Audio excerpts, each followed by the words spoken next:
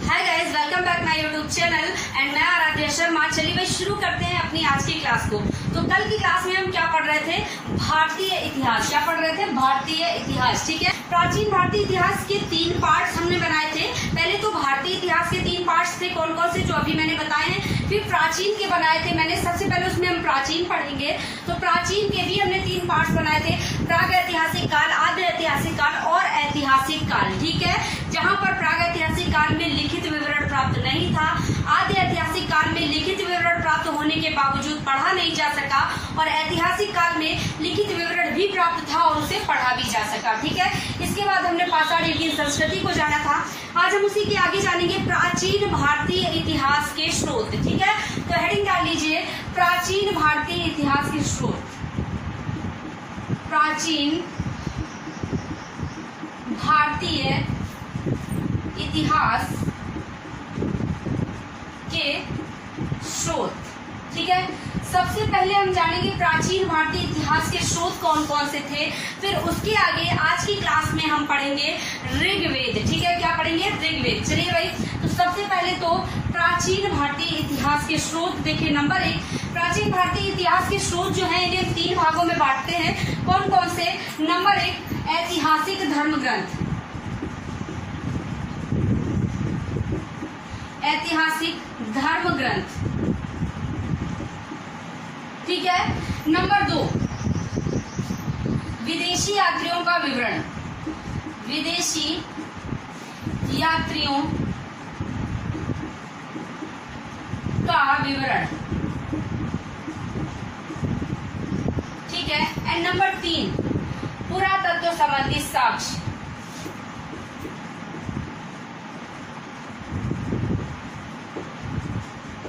संबंधी साक्ष्य।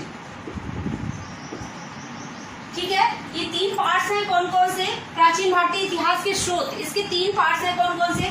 एक तो ऐतिहासिक धर्म ग्रंथ, विदेशी यात्रियों का विवरण और पुरातत्व संबंधी साक्ष्य। चलिए भाई देखते हैं ऐतिहासिक धर्म ग्रंथ का मतलब क्या हो गया। देखिए बेटा, जैसे इसके अंदर हम वेदों को जानेंगे, वेद।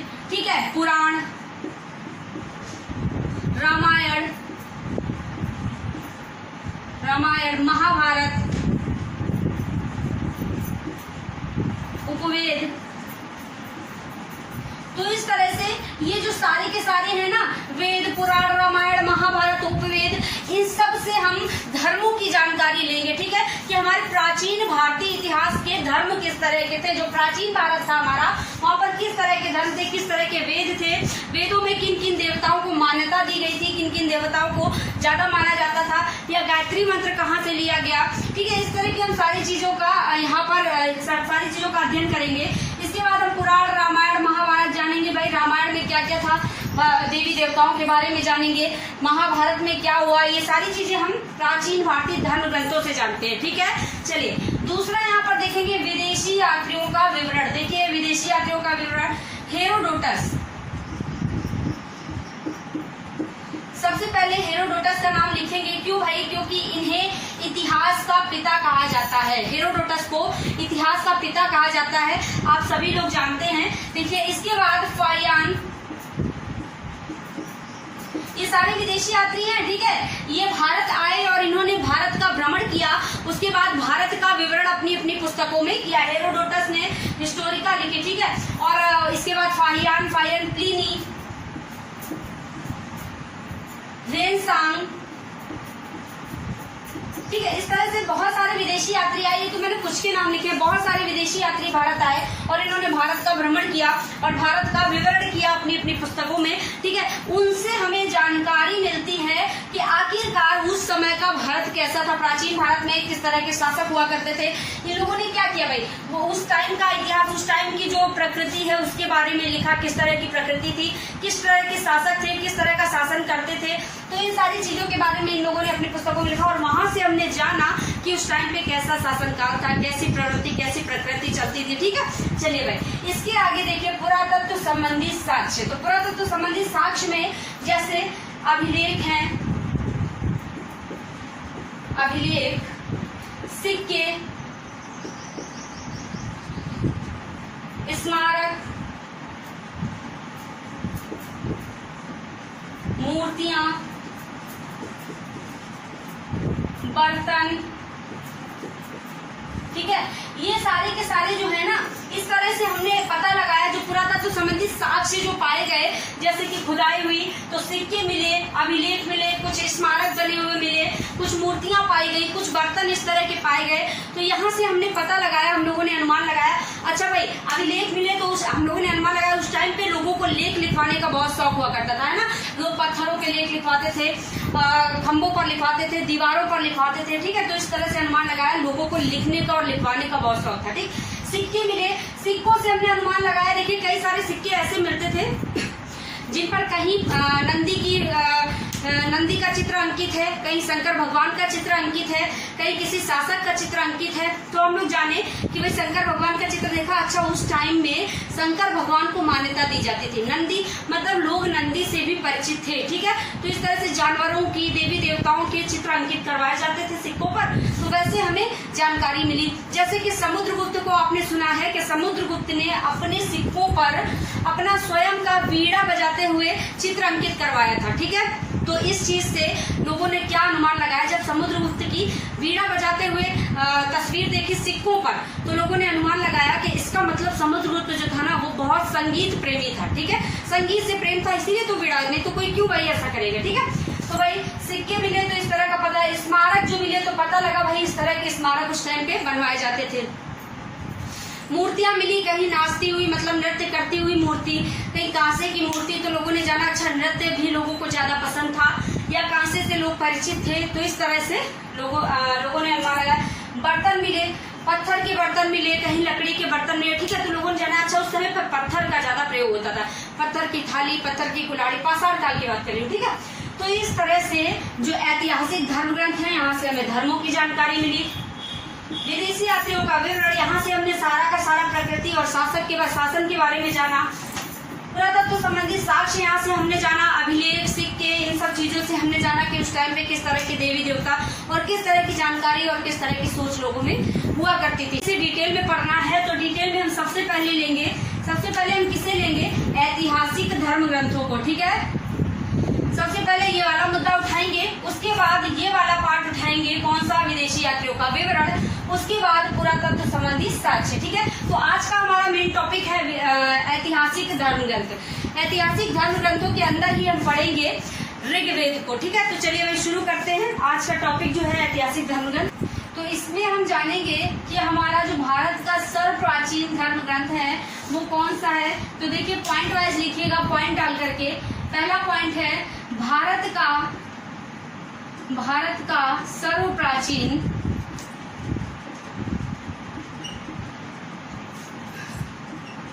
धर्म ग्रंथ क्या है, वेद है, ठीक है, वेद है, ठीक है। इसके संकलन करता, तो देखिए इसके संकलन करता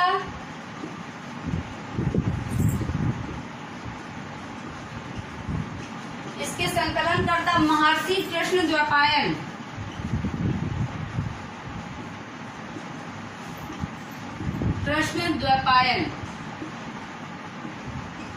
वेद व्यास हैं, ठीक है, ठीक है। अगर आपको ऑप्शन में महर्षि कृष्णद्वैपायन ना दे, केवल वेद व्यास दे दे तो भी आप टिक कर दीजिएगा, ठीक है। कभी कभी पूरा नाम नहीं देते हैं, केवल वेद व्यास दे देते हैं, ठीक है। तो समझ जाइएगा और आसानी से आप याद कर सकते हैं। वेद की बात हो रही है तो वेद को किसने रचा, वेद व्यास ने, ठीक है। वेद आगे लगा हुआ है, आप आराम से समझ जाएंगे, ठीक। तो महर्षि कृष्णद्वैपायन वेद व्यास जो है वो इसके संकलन करता है। अब समझ लीजिए कि वेद शब्द जो है ये किससे बना है, ठीक है। तो अगला पॉइंट लिखिए, वेद शब्द विद से बना है, किससे, विद से बना है, जिसका अर्थ क्या है, विद का अर्थ क्या होता है, जानना, ठीक है, जिसका अर्थ जानना है। आई बात समझ में। अब इसके बाद वेद 4 है, कितने हैं, 4 हैं। कौन कौन से हैं वेद, कौन कौन से हैं, तो देखिए ऋग्वेद,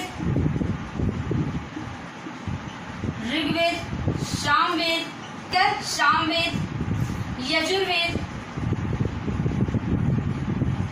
यजुर्वेद और अथर्ववेद, अथर्ववेद। ठीक है, चलिए भाई, तो ये 4 वेद हैं, ये क्रम है इनका, ऋग्वेद, सामवेद, यजुर्वेद और अथर्ववेद, इसी क्रम से आप जानेंगे। इसके बाद पढ़ते हैं, इसमें से भी हमें सबसे पहले पढ़ना है ऋग्वेद को। किसे पढ़ना है?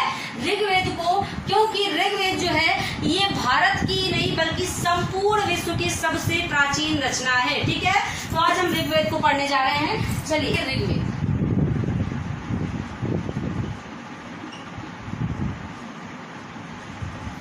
पॉइंट वाइज लिखिएगा।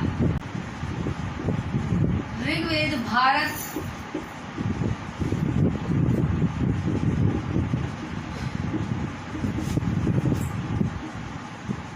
संपूर्ण विश्व की प्राचीनतम रचना है।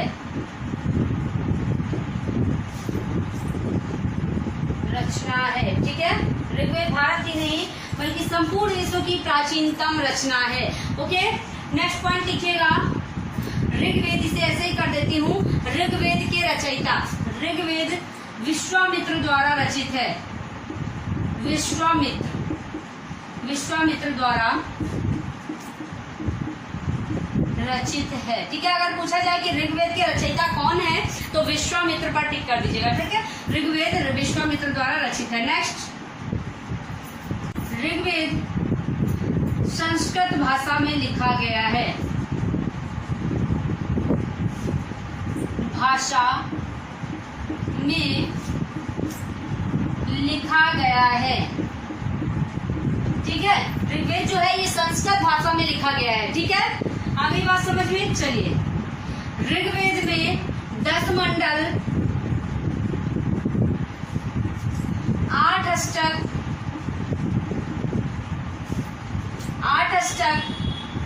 1028 सूक्त हैं। कितने? 1028 सूक्त हैं।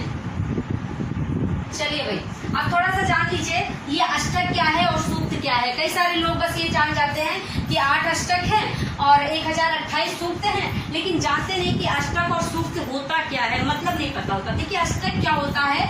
8 चीजों का समूह, 8 गुणों का, 8 अवधारणाओं का, 8 मंत्रों का, किसी भी चीज का 8 चीजों का जो है समूह जो होता है उसे कहते हैं अष्टक। तो ये 8 अष्टक है ऋग्वेद में। सूक्त क्या होता है? सूक्त मतलब बहुत सारे मंत्रों का एक समूह। ठीक है, बहुत सारे मंत्रों को मिलाकर बनाया हुआ एक समूह जिसे कहते हैं सूक्त। तो 1028 सूक्त है इसमें। ठीक है, चलिए भाई, इसके बाद देखते हैं ऋग्वेद में मंत्रों की संख्या। तो यहाँ पर लिखेगा ऋग्वेद में कुल 10,600 मंत्र हैं। कितने? 10,600 मंत्र हैं। ठीक है, आई बात समझ में? कितने? 8 अष्टक, 10 मंडल, 8 अष्टक, 1028 सूक्त और 10,600 मंत्र हैं। ठीक, चलिए भाई, नेक्स्ट देखते हैं ऋग्वेद के तीसरे मंडल से प्रसिद्ध गायत्री मंत्र। गायत्री मंत्र लिया गया है। ठीक है, गायत्री मंत्र कहाँ से लिया गया? ऋग्वेद के तीसरे मंडल से प्रसिद्ध गायत्री मंत्र लिया गया। गायत्री मंत्र किसे समर्पित है? तो गायत्री मंत्र सूर्य देवता सावित्री को समर्पित है। ठीक है, तो यहाँ पर लिखिएगा गायत्री मंत्र सूर्य देवता सावित्री को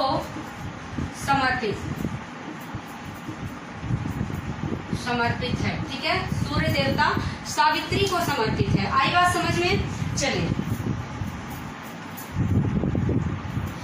उसके बाद में ऋग्वेद में इंद्र को सर्वशक्तिमान मतलब सर्वशक्तिशाली देवता माना गया है। ठीक है, इसको मैं नोट नहीं कर रही हूँ, आप लिख लीजिएगा, समझ लीजिएगा। ऋग्वेद में इंद्र को सर्वशक्तिमान जो है देवता माना गया है, सर्वशक्तिशाली देवता माना गया है। और ऋग्वेद में 33 देवी देवताओं का उल्लेख किया गया है, ऐसे ही बता दे रही हूँ, 33 देवी देवताओं का उल्लेख किया गया है। यहाँ पर इंद्र के लिए 250, इसको लिख लीजिएगा, इंद्र के लिए 250 तथा अग्नि के लिए 200 ऋचाओं का उल्लेख है। ठीक है, ऋचाओं का उल्लेख। ठीक है, ऋचाएं क्या होती हैं? ऋचाएं क्या मतलब भजनों का, भजन, ऋचाओं मतलब भजन। ठीक है, तो 200 ऋचाओं का उल्लेख इसके लिए, अग्नि के लिए, और इंद्र के लिए 250 मतलब 250 ऋचाओं का उल्लेख है, क्योंकि इंद्र जो है वो ऋग्वेद में सबसे सर्वशक्तिमान मतलब सर्वशक्तिशाली देवता माने गए हैं। ठीक है, ठीक है। नेक्स्ट देखिए, सोम देवता का उल्लेख,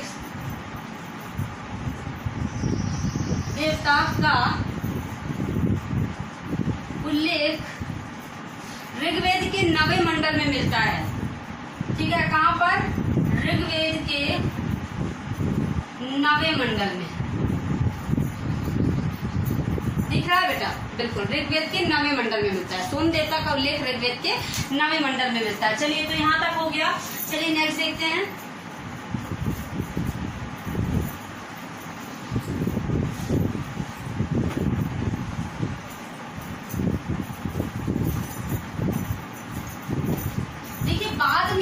मंडल जोड़ा गया, कौन सा? मैंने कहा था कि ऋग्वेद में 10 मंडल हैं। कितने हैं? 10। अभी तो मैंने 9वें मंडल की बात करी है, तो 10 मंडल हैं। तो सबसे अंत में कौन सा मंडल जोड़ा गया? अगर आपसे कहा जाए कि ऋग्वेद के सबसे लास्ट में कौन सा मंडल जोड़ा गया, तो आप बताएंगे 10वां मंडल मतलब 10वां मंडल। ठीक है, तो यहाँ पर लिख लीजिएगा, बाद में जोड़े गए 10वें मंडल में सर्वप्रथम पुरुष सूक्त का प्रयोग किया गया है। ठीक है, जिसे शूद्रों के बारे में बताया गया है। बाद में जोड़े गए 10वें मंडल में शूद्रों का उल्लेख है, शूद्रों का उल्लेख मतलब शूद्रों की जानकारी मिलती है। ठीक है, जिसे पुरुष सूक्त के नाम से जाना जाता है, जिसे पुरुष सूक्त के नाम से जाना जाता है। ठीक है, पुरुष सूक्त के नाम से जाना जाता है, पुरुष सूक्त। देखिए, ये जो 10वां मंडल है ना, यहाँ पर सूत्रों का उल्लेख किया जाता है। देखिए, पुरुष सूक्त जो है वहां पर पुरुषों के 4 वर्णों का उल्लेख किया गया है। 4 वर्ण कौन कौन से? देखिए, ब्राह्मण, क्षत्रिय, वैश्य और शूद्र। ठीक है, ब्राह्मण, क्षत्रिय, वैश्य और शूद्र। ब्राह्मण की उत्पत्ति कहाँ से मानी गई है? ब्राह्मण की उत्पत्ति मुख से मानी गई, मुख से। ठीक है, कहाँ से हुई है? मुख से, क्योंकि ब्राह्मण जो है वो सर्वश्रेष्ठ है। ठीक है, ब्राह्मण जो होते हैं वो बुद्धिमान भी बहुत होते हैं, दिमाग भी बहुत होता है। तो ब्राह्मण की उत्पत्ति मुख से, क्षत्रिय की उत्पत्ति भुजाओं से, वैश्य की उत्पत्ति जंघाओं से और शूद्र की उत्पत्ति पैरों से मानी गई है। ठीक है, चलिए नेक्स्ट आगे देखते हैं। ऋग्वेद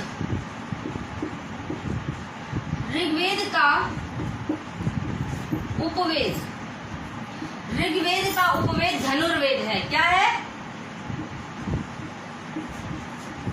धनुर्वेद है। ऋग्वेद का उपवेद धनुर्वेद है, याद रखेंगे इसे। ठीक है,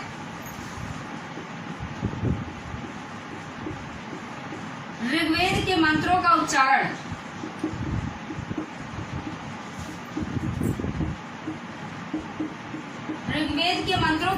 किसके द्वारा कौन करता है? होत्र ऋषियों द्वारा किया जाता है। किसके द्वारा? होत्र ऋषियों द्वारा।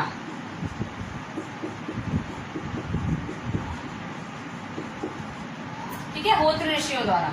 ऋग्वेद के मंत्रों का उच्चारण होत्र ऋषियों द्वारा किया जाता है। ठीक है, ऋग्वेद का ब्राह्मण कौन है? ऋग्वेद का ब्राह्मण, ऋग्वेद का ब्राह्मण जो है ये ऐत्रेय एवं कौशिकी, ऐत्रेय एवं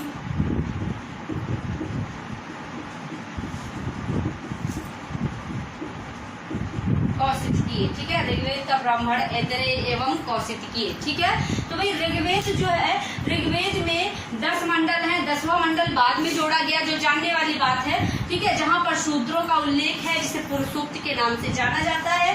ऋग्वेद का उपवेद जरूर याद कर लीजिएगा, धनुर्वेद है। ऋग्वेद में मंत्रों का उच्चारण कौन करता है? होत्र ऋषि द्वारा किया जाता है। ऋग्वेद का ब्राह्मण जो है ऐत्रेय एवं कौशिकी। एंड में एक पॉइंट और जान लीजिए जो मोस्ट इंपॉर्टेंट है, ऋग्वेद की 5 शाखाएं, ऋग्वेद की 5 शाखाएं, ऋग्वेद की 5 शाखाएं। चलिए भाई, कौन कौन सी हैं? ऋग्वेद की 5 शाखाएं कौन सी हैं?